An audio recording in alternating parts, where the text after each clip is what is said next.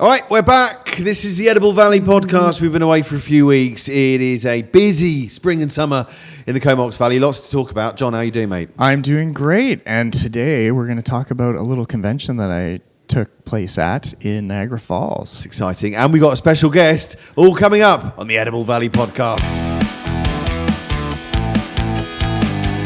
Do you ever wonder where your food comes from? That's what got us started on this adventure.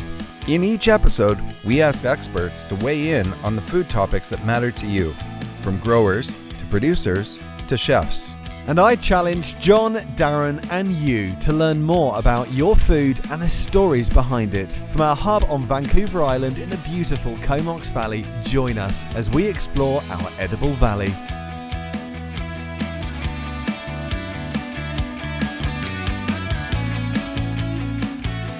All right, so John, who's the special guest? Let's blow this story right open.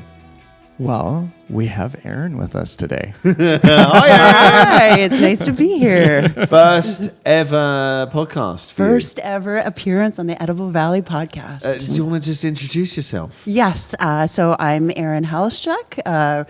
Work for the Comox Valley Record. Have two podcasts of my own as well, but it's first time appearance on the Edible Valley and really happy to be here. Do you want to give your podcast a plug? Yes, that would be great. I have two podcasts through Black Press Media. So we have the Off the Page podcast, which is a bi-weekly podcast that focuses on different people and stories in the Comox Valley, as well as the NFL Report, which is a Vancouver Island-based sports podcast that's done with a coworker of mine out of Parksville.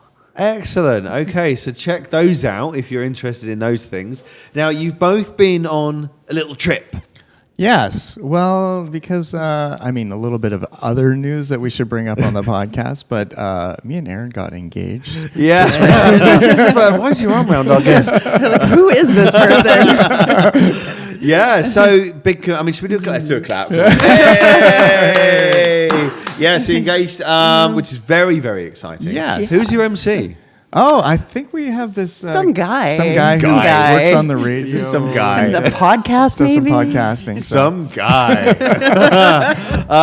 So it's very exciting. Any rough dates for that? We are looking at October 14th. Yes. That's so exciting. Yeah. Cool. You still So get we're some gonna nice do weather. Beautiful little ceremony down at the Philberg. Yeah. Nice. Maybe some lunch, dinner at the locals, and then we've rented a hall for... Oh, why'd you pick locals? I just thought Just it'd be a nice random restaurant. random restaurant. I've heard good things. The reviews are good. The reviews are good, yeah. Well, talking of good things, I came here for a 4-course meal.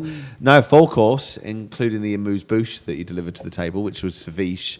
Absolutely delicious. I ate like a 14th century English king. It was all, I was expecting them to wheel some pheasant up to me. I had the napkin tucked into my collar. I came out to the table and saw Will, and I was like, very well played. Yeah. Oh, it was so good. I mean, every mouthful. So really do check out Locals Restaurant. You don't have to eat like a 14th century king, but I found it really good for stuff you just don't even try and make it. The flavor combinations, there's so many layers to each dish, and you taste it and you're just like, oh my God. And this is a bacon burger sort of guy talking here. So thank you very much. That was we really had a good time for that. Glad to His have you 30th come in. birthday. Thank you. So let's talk about this little trip you've been doing. Well, I brought Erin along because she is not the, I don't want to say not a foodie, but not a chef. I have no problems you saying that. So it's interesting that I just wanted to talk about this convention that we went to because we got to see it from two different point of views. Definitely Okay. from my point of view Yeah. of being a chef and what I got out of it, and then Erin as being what they call it, a companion, and what she got to enjoy out of it. So Amazing. And it was in Niagara, Ontario. Yes, Niagara Falls, which Lovely. is the falls are absolutely gorgeous. Definitely something I would recommend if you have a chance to go check out the falls. Do you check out New York side or just the... We just did the Saw it Canadian. from a distance. Yeah, we saw it. Yeah. We're like, we'll stay here in Canada. Actually, we felt a little. We were going to cross the bridge over Yes. there, and just ran out of time. So that was Right. on our plan. But Lots of lovely pictures. lots of lovely Facebook. pictures. We did get a chance to do a little bit of exploring in Yeah. the area, which was really nice. We got out to Niagara on the Lake and got to check out a I couple love of that. vineyards. That's a lot. Yeah, Niagara on the Lake is beautiful. The vineyards are great. Did you check out Wayne Gretzky's place? I missed out on drove Wayne. by it. Did we get by? We Wayne drove Gretzky? by We it. went, we went for a But- taster there, apparently. Allegedly. Yeah. Really great place. I recommend that, and all the vineyards around Niagara are absolutely fantastic. Yeah, really good time. So let's talk food. Well, let's talk about the National Chef Yeah. Federation. As in, I've been a member since 2008, I believe. I've worked all my way up, and apparently I shouldn't say apparently, but I am officially now the president of the North Vancouver Island Chefs Association. Oh wow. Yes. Okay. So Leslie has. Yeah, what's happened to Leslie? Is she Stabb, okay? She is okay. Okay. She has just done this for, we realized, 13 years. And she's like, she wants to take a little bit of a step back. Yeah. And she's, it's time to relax. So she's still staying on as our chair Okay. of the association. Nice. So she still will be the reference, but I get to make all the fun phone calls and text messages and harass people about coming to events and all that fun stuff now. So. All right. So I think the timing of the conference worked out really well for you. Yes. Introducing yourself in that new position. Yes, because I got to my first day, I showed up there and I got stuck into I shouldn't say stuck, but went into the AGM, which was very dry. And luckily I got to sit next to Ronald St. Pierre. dry, by the way. That's boom. Very dry food. The one word I do know. Great. How's Ronald? He is doing great. We had a wonderful time with him and Trish in Niagara Falls. We really got to connect with them and chat and had a wonderful time. And it was great for Erin because she got to meet Trish really and got to get to know her. So. We did Nice. get to connect really well, especially on some of the companion tours that we went on. So it Yeah. was really nice to kind that's of good. step away from the conference, but still have that connection. So that was really nice. Okay, well, let's talk about food. So how are all these things going to affect the food scene in the Comox Valley and obviously across Canada? Well, the whole function of the term for the thing was building the future for a strong foundation. Okay. So it was about connecting with people. Right. Was really because we've had this sort of disconnect over the last few years. Some pandemic thing happened, I believe. God, I yeah. can't remember now, but it's reestablishing those bonds with people. So that was sort of the talk. So it wasn't I don't know if I got as much out of food out of this, but then I got a lot out of how to deal with my team, Right. and how to deal with my restaurant, and how to deal with people outside of my restaurant and stuff like that. So we had some great seminars, great functions, and just chatting and just being able to connect. So for me, being in Niagara Falls and going to this AGM and getting to meet all the chefs and shaking, all the different regions, because all the chefs associations are by region, so basically across Canada. So it's all of them. How many are there? That would be a question I didn't come prepared with. There is quite a few of them. So, Yeah. if you think about it, we have North Vancouver Island, we have Victoria, we have Vancouver, we have Okanagan. That's just BC. There's a couple more in BC. And then we go to Alberta, Saskatchewan, Manitoba. So it basically reaches across the whole country, which is great. And so each region sends a president into the meeting, and we all. And get is to it a vote. yearly thing? It is a yearly thing, so every year. So next year we're going to Edmonton. Oh, cool. Okay. Yeah, so I get to go to Edmonton and represent the North Vancouver Island Chefs Association. I have to do a report about what we did throughout the year and what events we took place in. And then we do a voting on Chef of the Year, Member of the Year. Anyways, and it was fun because Leslie Stabb got to stand up there and nominate Tammy. Oh, okay. Excellent. For the and if you want to hear about that, that's about 2 podcasts ago. 2 podcasts ago with That's Tammy. exciting. Yeah, Was there lots of tears? I was like, go Tammy, Yeah. So so that was that was the fun, and that was sort of my introduction to the place. So very intimidating because there's all these chefs from, all these, Big the cities. president of the national, there was, people applying to be the president of the World Chefs Association, There is a world one. There's a world, so it's called WAC. Of course it is. Of course it is. And so they do the same thing. They hold meetings every year around the world. So next year, I believe it's in Singapore, or this year it's in Singapore. Yeah. So all the chefs there will be a delegate of the North Bank, of the Canadian Federation going down there. Yeah, okay, the whole thing. Yeah, we also had the American Association there with us. The president was there with us, and so. Oh, great! It okay. was It's really neat for somebody who isn't involved in the culinary world. Like my ability is microwaving, and that's probably about it. So for somebody coming into this completely out of the element, I think I took away quite a bit. And sort of bouncing off of what you said, it was really interesting because the topics were really relevant to any kind of industry, right? Whether it's culinary or media, which is my world, or anything else. It was just like those human connections, leadership, diversity, how to diversify, whether it's your kitchen, whether it's, your workforce, however. Yeah. And just really making those, I think you're right, coming together, making those connections, which, like I said, for somebody who's completely outside of this particular world, I actually got a lot out of it too. So that was really nice. Yeah. Yeah, that's great. What's your main takeaway, would you say? I would say it's probably making those human connections. And that's what I found really actually very surprising, was how much I took away from this. I went into it going like, I'm just there for support, to see Niagara Falls, to meet some people that I've heard about but never actually seen their faces. She's like, I'm going to drink a lot of wine. Let's not talk about that part. Really sample the local cuisine.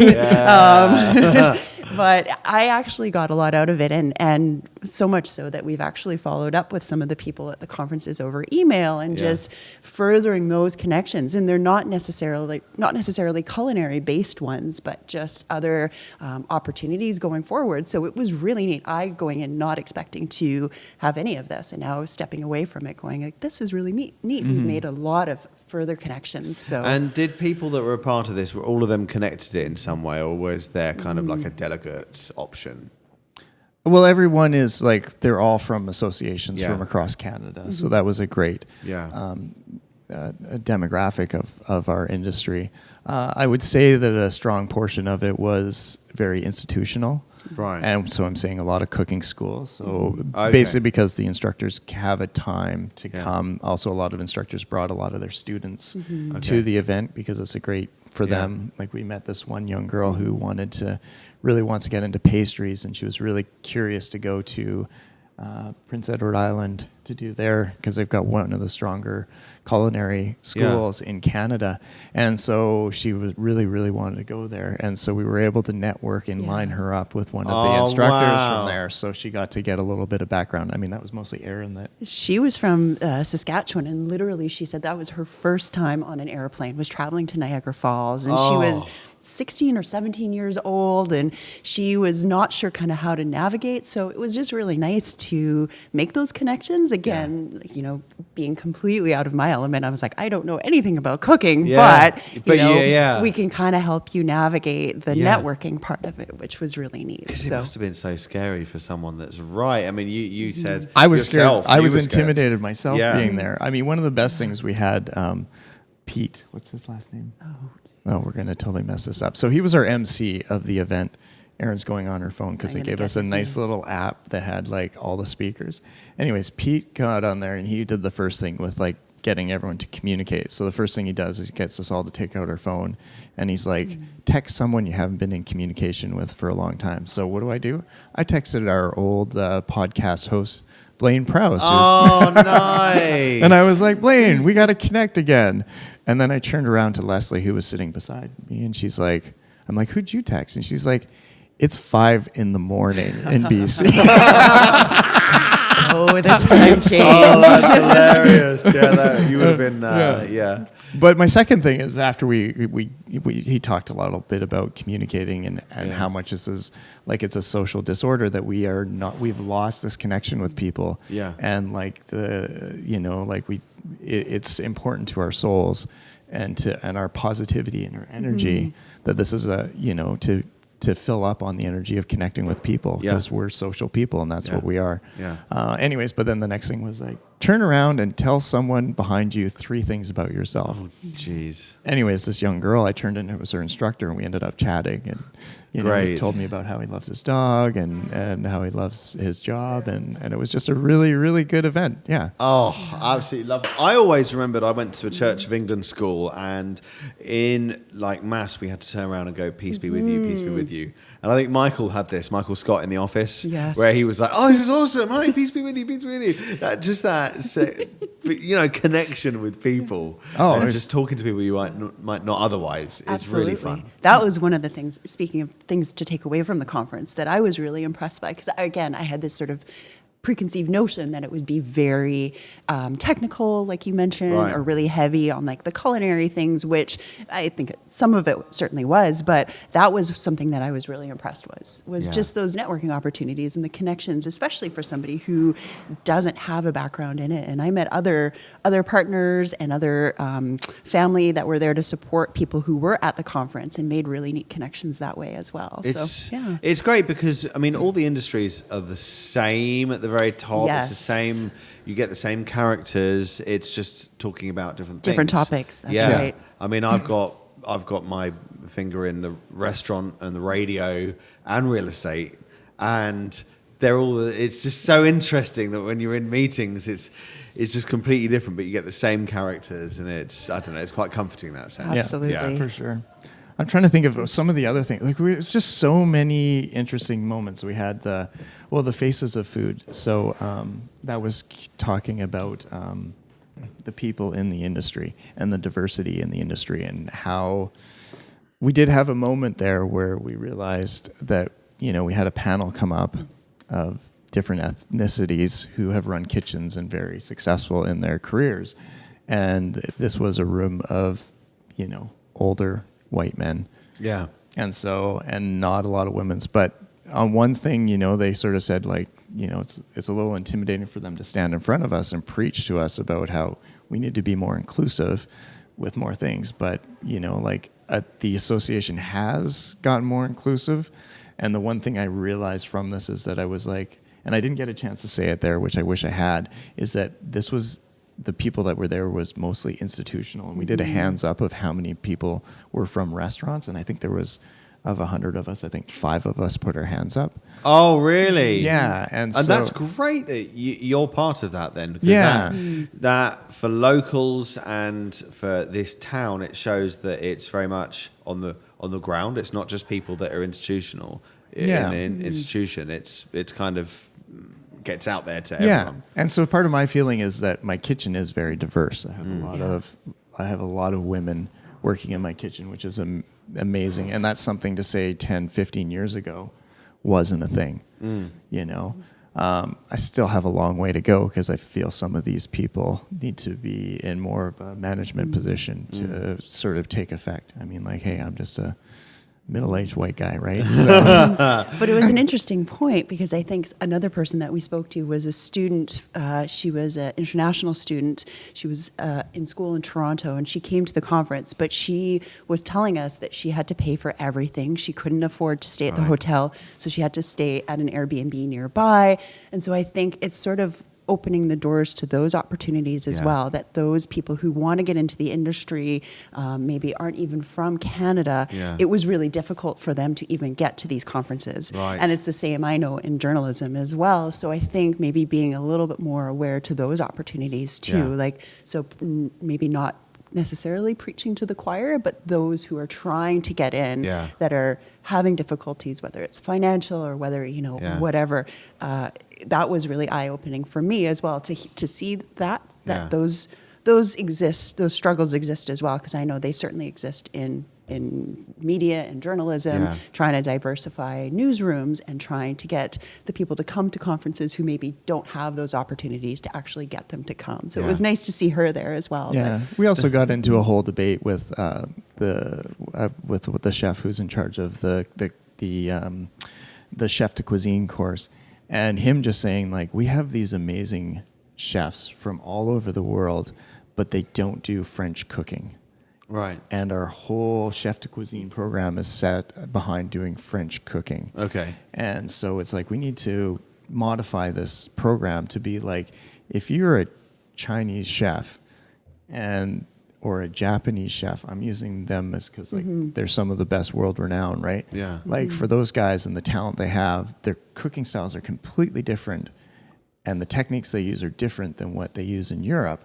But they are still at the top of the game, and they are at that level of any classically trained French chef. So it's just changing those standards to make it more acceptable to everyone, you know, like and to different cuisines and different regions. Yeah. And I think it's one of the themes that I took away from it was like, just because this is the way it's been done doesn't necessarily make it the right way. Yeah. Or there could be other right ways of doing it. So is it a bit like if I came to Canada and it was just kind of assumed that I'd make fish and chips and that would be my thing? And it's a bit like, well, why can't I do, Brazilian food? Why can't I do French food or in this certain style? I like that because you might look at someone who's from China and go, well, they're going to be making Chinese food, but why? Right. If they've got the talent, you just feed that through into something different. Absolutely. If they were born there, it's quite natural that they would have a speciality in that area. But why not expand to an area that the sky's the limit, not just one small part. Right. And then just the ability to bring infusion into cooking. Like that's been my entire career, is taking different flavors. Yeah. As you said, when you came in here for dinner the other night, we infuse these flavors to create these beautiful dishes. Yeah. And a lot of those flavors aren't. It was the scallops. I'm really, they've got coconut in them, right? Yeah. So it's like not a European flavor, right? Yeah. But yeah. One of the highlights I do remember is we got the opportunity to meet the Canadian ambassador to Norway. Yes. And that was really interesting because the Norwegian culinary team, I'm probably getting that. It's the Nordic culinary team. because it was all from Iceland, Finland, Sweden, Finland, Denmark. Denmark. Thank you. Yeah. They were Sometimes Greenland. Sometimes. Actually, there wasn't anyone from There Finland. wasn't. They were there, and that was a really neat opportunity to see a different perspective on their culinary presentation. And we were able to chat with the ambassador from Canada, and he was sort of telling us what they were bringing to it. And one of the dishes that I tried was probably the one and only vegetarian dish that they had offered, but it was kind of the hit of the night that night, wasn't it? I would say Erin lucked out because they did this, was it a poached celery root?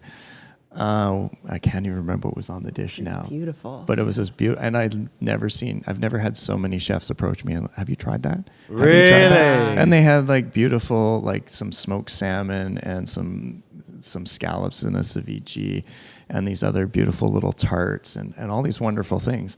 But then, we got to that one was just like, it was just beautiful. It's just well presented and just elegant. So, and it was funny that the ambassador was like, that was my least favorite. Yeah.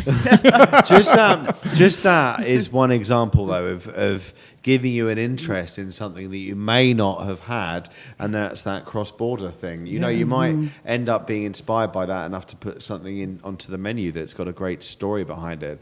I know that just me coming in here took me off the regular burger trail that I tend to find myself on. Yeah. And now, when I'm in a nice area, a nice restaurant, I'm going to be very excited. Like, right, I'm looking forward. Maybe I'm a bit of a foodie now, but it was a great experience, Well, I liked about the Nordic team, too, is they also did, you missed this one, but they did a sustainability conversation. And it was great because they were like, look, sustainability is, recycling, reducing, reusing. They said it's also the sustainability of your work environment. Yeah. So they were looking at, they had been looking at changing how their restaurants work. Yeah. Like there was one girl who was from a Michelin star restaurant and they only work 8-hour shifts. Right. Which is traditionally with kitchens as 14, 15 hours, blah, blah, blah. Let's kill ourselves. Yeah. And they're like, no, this is not. We have an early shift and we have a late shift. And I was actually impressed. I'm like, it's the same shift I use at my work. And that was something that was passed down from Renaud. So. And that's not always the case. Even in the UK, I'd arrive, I was a restaurant manager for a while there. I'd arrive at 9 in the morning and I'd leave at 11 at night. Right. Yeah. And you wouldn't have any life and you were low paid, rushed around all day. And you Yeah. just got into the wheel rotating it. So that was something Yeah. they brought up and made us look into, like, hey, we need to rethink how we run our kitchens. Yeah. And if we're to be stable and sustainable, we just have to work this way. So Great. I do have to say one funny stereotype about the Nordic team was we met one of the people in the elevator in the hotel, and he was carrying a bunch of charcuterie boards, and we're like, oh, what's this? He goes, I'm returning them to IKEA. Great. he's like, they're super supportive of us. I was like, well played. Wow. Oh, I love that. I actually really love stereotypes. Yeah. Sometimes. Awesome. Well, thank you very much. Is there anything else You know you've what? got to I'm just mention? going to ramble off some of the other things. Like Yeah, do. we just had like Miscellaneous. so many great. Like I have to bring out a shout out to Team Canada and Junior Team Canada who made all our food there, as well as the hotel, which did our lunches and breakfasts. That every morning they put a big breakfast buffet for us. Which we had to be Nice. there first thing in the morning, and then they put a lunch out. But then, like, all the industry would also have food out there, so as well. So, but yeah, the Team Canada and the junior team both put on like great spreads for us and did some big dinners, as well as some gala dinners and stuff like that, which were incredible. And we were able to see a member of your local team. We had Macy, who was with us, and she was working up a storm. The poor girl had her head down the entire time. We're going to be doing an episode with Macy and Great. actually a couple of the women of locals here in a bit that have just done a bunch of training with us. So Okay, I want to talk excellent. about, and they're all award winning. Like, I've literally got the best crew right now. And I know some of them are moving on, but right now it's just incredible to have these three with me. So And right in the middle of the summer. right in the middle of the summer. Yeah. So that's awesome. What else? There was a whole bunch on just some different cooking texts, mixology, mocktails. We did a big talk about cannabis. Nice. And that was Okay. quite interesting. And doing cocktails with cannabis. Oh, wow. Which was like taking mocktails and adding a little bit of marijuana, I guess. Yeah. I'm totally THC to it, something, and then and just the experience you can have that, and doing food pairing dinners with that. Yeah. Maybe not my cup of the tea, maybe not something you'll be getting at locals, but it was just an interesting way. Start any rumors. Interesting way to do that. So it was great time. We had such fun. I think we both took a lot out of it, and we both came back pretty pumped. Yeah. And being in Niagara Falls was beautiful. Walking. It's a very special Yeah. place for It sure. is. Yeah. It is.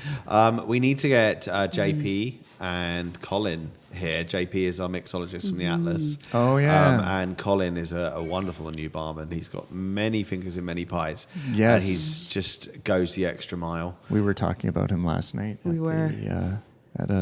At an event. Yeah. Oh, Colin. Yeah. With James. Yeah. Okay. Yeah, he's pretty well renowned. Yeah. He was actually called in my radio show on the weekend, pretending to be someone else, talking about, can I say this, pubic hair toothbrushes. Oh, And I interesting. was like, brilliant, thanks. And then he showed me the messages, and I was like, you bastard, that was you. But no, he's a bit of a legend, and he really goes the extra mile. He's the king of pranks in the workplace. I'll be serving a table, and he'll walk up to me and go, there you go, just hand me a cucumber or something like that, and then walks off, and I have to explain it to customers who are wondering what on earth is going on. You'd be like, I have no idea. He doesn't even work here.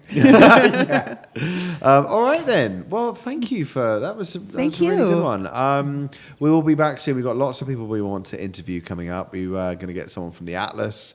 Loads of people from the Atlas actually. We've got a couple other farmers. I've got my little dream team here to talk about what it's like to compete and do an apprenticeship underneath me. Great. That's an awful. Oh, Yeah. I'm going to listen to that one. No pressure there. Yeah. So, chef, you're the best. Because I haven't signed any paperwork yet. Awesome. All right. So plenty more still to come this summer, 2023 on the Edible Valley podcast. I want to thank Erin for coming on cheers, and Erin. talking with us. Thank you for having me. And why don't you spit out some of the details for your podcast again. Our podcast, yes. So we are finally restarting our one podcast, the NFL Report. We were on a bit of a hiatus, but now we are coming back. So every second week at blackpressmedia.ca or the comoxvalleyrecord.com or wherever you download your podcast. You can get that there. Nice. Okay. And let's also give a little plug because it's just come out. Well, it came out Yes. last week because this will be going up. The Trio magazine. Yes. So I'm also the editor of our quarterly magazine in the Comox Valley called Trio Magazine. And the edition that just came out, our summer edition, actually has a very special connection to the culinary world. It's our culinary edition. Great. So we do have a supplement on some local restaurants, including locals. Nice. And we do have some stories as well. The timing worked out really well on a couple of culinary gems in the Comox Valley, including Austin, who is one of the chefs here at Locals. You need to follow him on Facebook, ADT Yes, Music. absolutely. Yeah, he's really. Oh, yeah, he did make our theme music for the beginning of this episode, too. Oh, did he make There that? we Yeah, go. that He's was so awesome. talented. Look at that, a full And circle he's very moment. engaging and funny on Facebook. Like I always He stop on his is. videos. Yeah. He is is very really fun. He's an excellent, talented singer. He's and songwriter. But he's very when he dances, it just gets me every time. Just makes you giggle. Yeah. And we also have a story on Tammy, who I know was a guest on the podcast not too long ago as well. So we have a little feature on all of her work with her students through SD71 It's and almost like a what written she's done. version of this. Absolutely. yeah. I'm so excited for her. She's just moved on to a new position where she's taking care of all the apprentices in the Comox Valley, I believe. Yeah.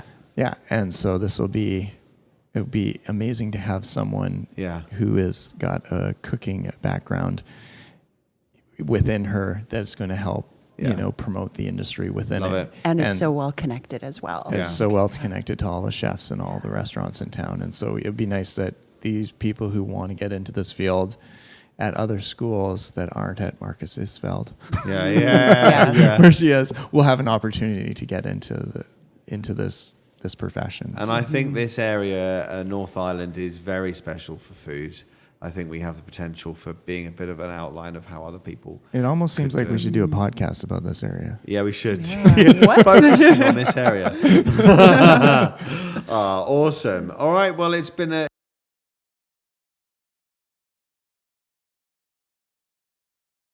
Thank you very much for joining us.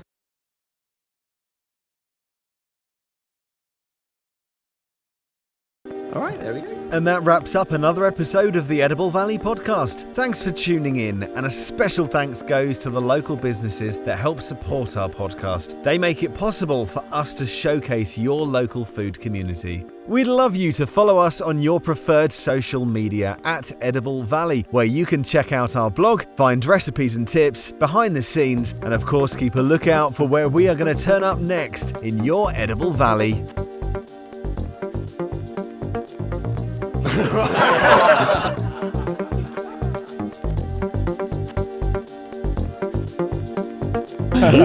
My mouth is running. Okay, so I'm just going to let you discuss what we're talking about. Yeah, okay. I'll just dive in, but I'm going to be open about that when we. Yeah, Sure. as in the thing is we're talking about the Canadian Culinary Federation's 60th National Convention And in this has Niagara been Falls. an Edible Valley Great. production. And then we'll just go from there. Great, and then we're going to introduce you first ever time podcast. Yeah. Absolutely. Exciting. Yeah, I like that. Okay, ready again?